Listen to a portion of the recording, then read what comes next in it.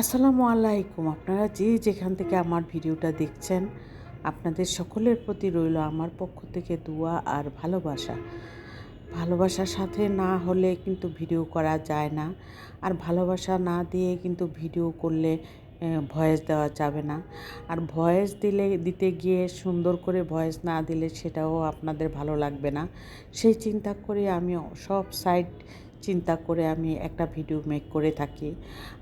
আমি অনেক দিন ধরে অনেক অসুস্থতার মধ্যে চলেছিলাম, আর সেই অসুস্থ জ্বর, গায়ে ব্যথা, তারপর আমার অনেক কাশি হয়েছিল। আর সেই চিন্তা করে অনেক দিন ধরে আমি ভিডিও মেক করতে পারছি না। এই জন্য আপনাদের কাছে অনেক দুঃখিত।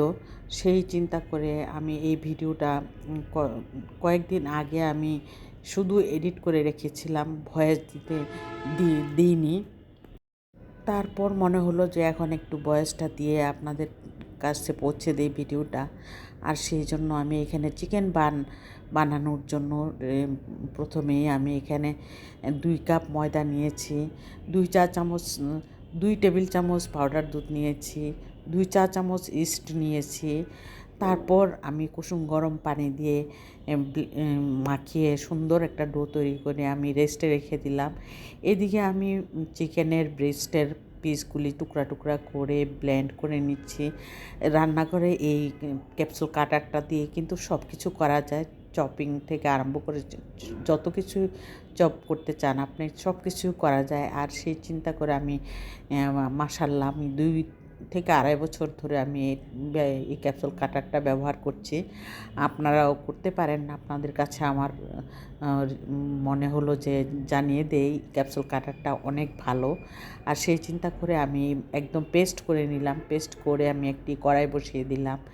ননস্টিক প্যানের মধ্যে আমি ঘি দিয়ে দিলাম 2 চা চামচ। ঘি দেওয়ার পর আমি এখানে চিকেনগুলি দিয়ে, বেশি মশলা কিন্তু দিতে হয় না। আর চিকেন বানের মধ্যে বেশি মশলা দিলে খাওয়ার সময় শুধু পেঁয়াজ ঝাল ঝাল এরকম লাগবে। সেজন্য আমি চিকেনটাকেই আমি বেশি প্রাধান্য দিয়ে থাকি। চিকেনটা হলে আর কিছুই লাগে না।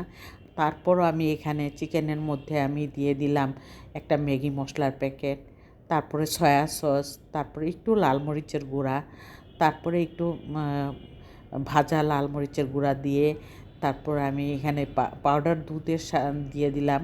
পাউডার দুধ 2 চা চামচ দিয়ে তারপরে আমি এটার মধ্যে 2 চা চামচ কর্নফ্লাওয়ার দিয়ে গুলিয়ে নিলাম। গুলিয়ে নেওয়ার পর যখন হয়ে আসলো চিকেনটা, তখন আমি এইটা দিয়ে আমি একদম মাখা মাখা করে নিলাম। এটা দিয়ে চিকেন বানালে কিন্তু অনেক মজার হয়। আর কোনো মশলা দেওয়ার দরকার হয় না। এখানেই তো মশলা অনেক হয়ে গেছে। তার থেকেও কম যদি পারেন আপনারা তাহলেও ভালো। অনেক মজার হয় এই চিকেন বানটা। বাচ্চারা সন্ধ্যার নাস্তার জন্য অনেক সময় কি খাবে কি না প্রতিদিন কিন্তু দেওয়া যায় না, এক এক দিন এক একটা আইটেম করতে হয়। যেমন নুডলস রান্না করে দিতে হয়, এক এক দিন পাস্তা রান্না করে দিতে হয়, এক এক দিন শহরের বাচ্চাদের এই একটা মামুলি ব্যাপারে এই জিনিসটা, যে সন্ধ্যার নাস্তা ওদের খেতেই হবে এবং দিতেই হবে, এবং ঘরে তৈরি হলে সবচেয়ে ভালো। আর বাইরে থেকে হলে একদম high class burger, high class pizza দোকান থেকে ছাড়া ওরা খেতেও চায় না, ওদের মনও ভরে না। সেই জন্য আমি মাঝে মাঝে ঘরে বানিয়ে এগুলি করে দিই। কী করব, আমারও করার কিছু থাকে না। সেই চিন্তা করে আমি চিকেন বানটা বানাচ্ছি আর আপনাদের সাথে গল্প করছি। আপনারা তো দেখতেই পাচ্ছেন আমি কিভাবে চিকেন বানটা বানানো রেডি করলাম।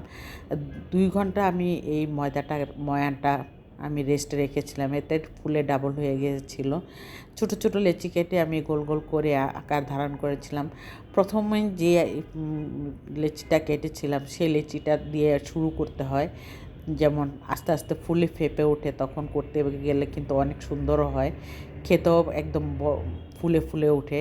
আর সেই চিন্তা করে এইভাবে আমি চিকেন বানগুলি একটা একটা করে বানিয়ে নিলাম। আর বানানোর পর আমি ওভেনে বেক করে নিব। আমি ইলেকট্রিক ওভেনে 170°C 40 মিনিট বেক করলেই হয়ে যাবে। আর এই চিকেন বানটা বানাতে বানাতে আপনাদের কাছে একটু অনুরোধ করছি, আমার ভিডিওটা যদি আপনাদের কাছে একটু হলেও ভালো লেগে থাকে, আমার কথার মধ্যে যদি কোনো ভুল হয়ে থাকে ক্ষমার দৃষ্টিতে দেখবেন। আর আমার ভিডিওটা একটি লাইক এবং সাবস্ক্রাইব করে আমাকে একটু অনুপ্রাণিত করার চেষ্টা করবেন, আমি আপনাদের কাছে অনুরোধ করছি। এটুকু আমার ভিডিও, অনেকগুলি ভিডিও হয়ে গেছে কিন্তু কেন জানি ভিউজ কম। আমি হয়তো রেগুলার না, ইদানিং আমি কিন্তু মনটা আমার ছোটো হয়ে গেছে। এতগুলি ভিডিও দেওয়ার পরও কেন মানুষের দেখা যায় অনেক সময় 6টা 7টা 10টা ভিডিওতে অনেক সময় গেইন করে, কিন্তু আমি এতগুলি ভিডিও দিলাম তারপরও কেন জানি আমার ভিডিওতে ভিউজ কম আসে। আমার কথার মধ্যে কোনো ভুল আছে কি না আমি সেটাও জানি না, কমেন্টে জানাবেন তো আপনাদের কাছে আমার অনুরোধ রইল। আর কোনো অংশে যদি ভুল হয়ে থাকে সেটাও জানাবেন। আর আমি ভিডিও অন্তত দেওয়ার চেষ্টা করব। আমি অনেক শর্ট ভিডিও দিয়ে থাকি, এই যে বড় ভিডিও অনেকেই দেখতে চায় না এখন, শর্ট ভিডিওটা পছন্দ করে। এক সময় দেখা যায় শর্ট ভিডিওতে লাইক অনেক ভালো আসে, আবার সাবস্ক্রাইবার হয়, কিন্তু বড় ভিডিওতে তাও হয় না। সেই চিন্তা করে মনটাও ছোট হয়ে গেছে। যদি এর কোনো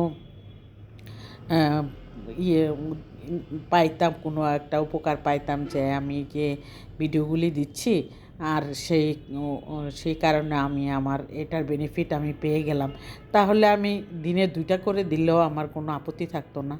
আমি কষ্ট করে হলেও আমি দিতাম, কিন্তু মনে হচ্ছে যেন ভিডিও দিয়েই যাচ্ছি, তেমন কোনো ফলাফল পাচ্ছি না। সেই চিন্তা করে তবুও হাল ছাড়ছি না। সেই চিন্তা করেও আমি দিয়েই যাচ্ছি এখনও। এই চিকেন বানটা তৈরি করে নিলাম, দেখলেন তো কত সুন্দর হয়ে গেল চিকেন বানগুলি।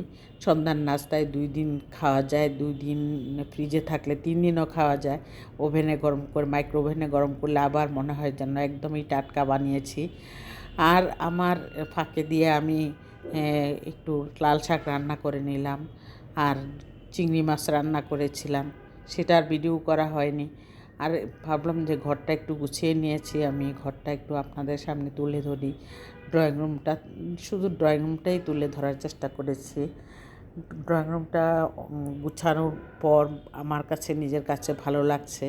আর কার্পেটটাও নতুন কিনেছি, কেমন হয়েছে কার্পেটটা একটু বলবেন তো আপনারা। কার্পেটটা কিন্তু আমার কাছে অনেক ভালো লেগেছে, সেই জন্যই আমি এই ডিজাইনের কার্পেটটা কিনেছি। আপনাদের কাছে কেমন লেগেছে আমাকে কমেন্টে একটু জানাবেন যদি ভালো লেগে থাকে।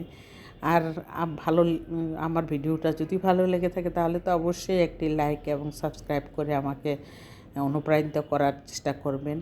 আর আমার ভিডিও, আমার ভয়েস একটু খারাপ, কারণ আমার ঠান্ডা লেগেছে অনেক, সেই জন্য অনেক দিন হয়ে গেছে কিন্তু ঠান্ডাটা কমছে না। অ্যান্টিবায়োটিক খাচ্ছি, তারপরও ঠান্ডাটা আবার মনে হচ্ছে না হচ্ছে।